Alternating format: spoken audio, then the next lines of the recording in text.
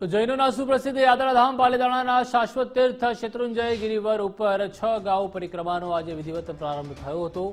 જય જય શ્રી આદિનાથના જયઘોષ સાથે સવારે 4 વાગે પાલીતાણા તળેટીથી પ્રારંભ થયો હતો। આ 6 ગાઉની યાત્રામાં દેશ ઉપરાંત સમગ્ર વિશ્વમાંથી હજારો યાત્રિકો પાલીતાણાની યાત્રામાં જોડાયા હતા।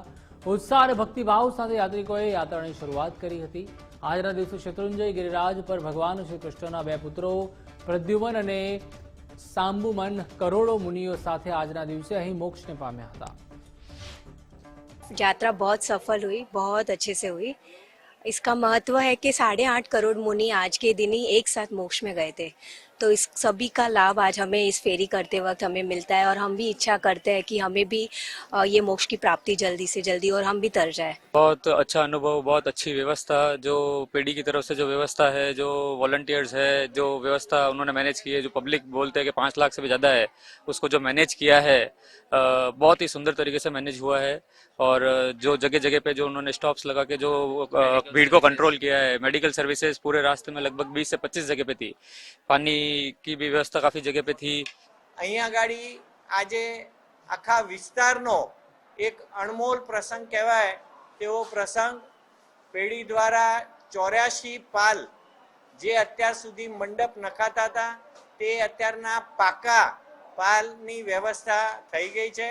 આખું સંકુલ સારામાં સારી રીતે ડેવલપ કરવામાં આવ્યું છે અને યાત્રાળુઓને ઓછામાં ઓછી અગવડ પડે અને સારામાં સારી સગવડ પડે એ માટે પેઢીએ વ્યવસ્થા કરી છે। જય જય શ્રી આદિનાથના જય ઘોષ સાથે ફાગણ સુદ તેરસની જે ફાગણ ફેરીની જે યાત્રા છે તે યાત્રાનો વહેલી સવારથી જ જે છે તે પ્રારંભ થઈ ચૂક્યો હતો। ત્યારબાદ હવે જે યાત્રા કરી અને યાત્રાળુ છે તે પરત ફરી રહ્યા છે। સીધા દ્રશ્યો બતાડવાના પ્રયત્નો કરી રહ્યા છે। જોઈ શકાય છે કે મોટી સંખ્યામાં અહીંયા આગળ કહી શકાય કે ભાવિ જે ભક્તો છે તે ભક્તોનું ઘોડાપુર છે તે તીર્થનગરી પાલીતાણા ખાતે ઉમટ્યું છે। તેનું એક જ કારણ છે કે આજે ફાગણ સુદ તેરસ છે ને ફાગણ સુદ તેરસનું અનેરું મહત્વ રહેલું છે। તેને લઈને મોટી સંખ્યામાં એટલે કે કહી શકાય કે દેશ સહિત ઉપરાંત જે રાજ્યો આવેલા છે તે રાજ્યોમાંથી વસતા જૈન યાત્રિકો છે તે યાત્રિકો દ્વારા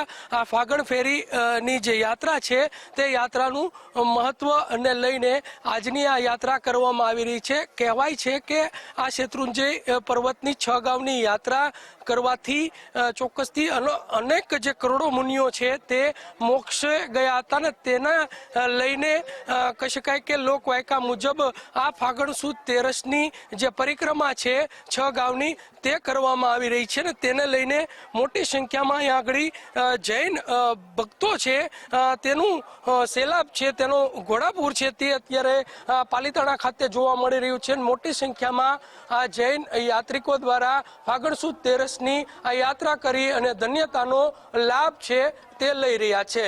કેમેરા પર્સન વિજય જાદવની સાથે કુણાલ બારડ, ગુજરાત ફર્સ્ટ, ભાવનગર।